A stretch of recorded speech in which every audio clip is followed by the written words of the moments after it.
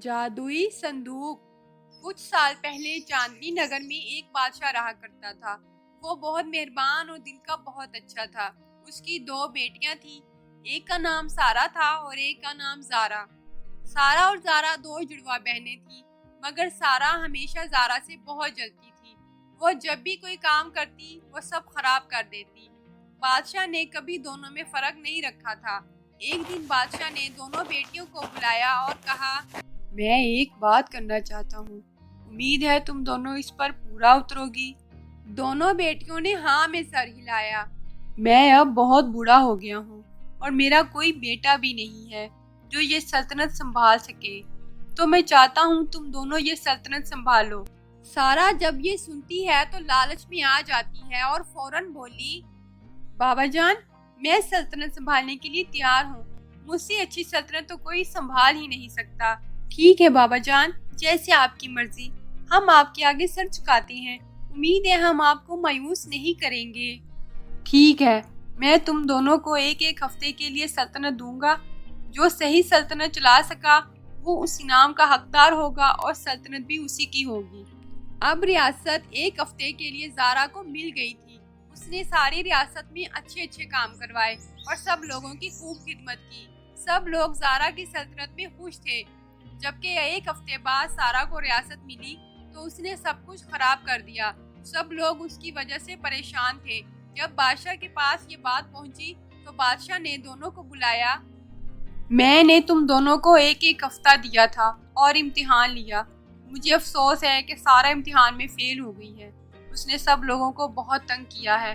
اب میں اعلان کرتا ہوں کہ زارا ہی سلطنت سنبھالے گی۔ سارا نے جب یہ سنا تو بہت غصے میں آ گئی اور منصوبہ بنانے لگی کہ وہ یہ ریاست کیسے حاصل کرے گی۔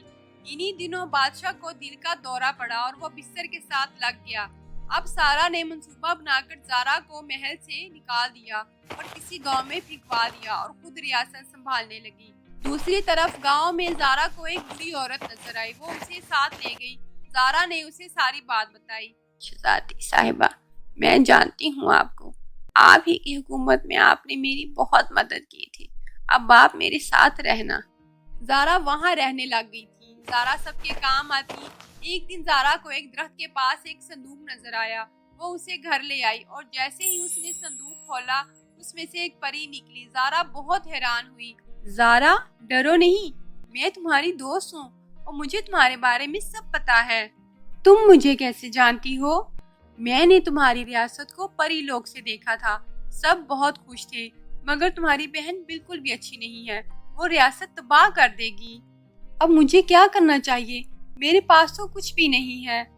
زارا، میں تمہیں جادو دیتی ہوں، تم جس چیز کو بھی ہاتھ لگاؤ گی وہ سونے کی ہو جائے گی۔ پری نے یہ کہہ کر زارا کو جادو دے دیا اور خود واپس صندوق میں چلی گئی۔ اب زارا جس چیز کو ہاتھ لگاتی وہ سونے کی بن جاتی۔ اس طرح کچھ عرصے میں اس کی اپنی ایک سلطنت بن گئی تھی۔ سب اس سے بہت خوش تھے۔ ایک دن ایک فقیرنی آئی اور زارا سے کچھ مانگنے لگی۔ میں نے تمہارا بہت نام سنا ہے، مجھے بھی کچھ دے دو۔ ہاں کیوں نہیں، آ جاؤ، کھانا کھاؤ اور جو چاہتی ہو وہ بتاؤ۔ اس فقیرنی نے جب آواز سنی تو بہت حیران ہوئی اور رونے لگی اور بولی، زارا میری بہن، میں سارا ہوں، تمہارے ساتھ میں جو کیا مجھے اس کی سزا مل گئی۔ پھر اس نے زارا کو ساری بات بتائی کہ اس کی برائی کی وجہ سے ریاست ختم ہو گئی اور وہ اور اس کا باپ جھونپڑی میں رہتے ہیں۔ زارا نے جب یہ سنا تو باپ اور سارا کو محل بلوایا۔ بادشاہ کو سب معلوم تھا۔ اس نے زارا کو گلے لگایا اور سارا نے بھی معافی مانگی اور دونوں نے معاف کر دیا، اور پھر سارا بھی سب کی مدد کرتی اور تینوں اکٹھے ریاست سنبھالنے لگے۔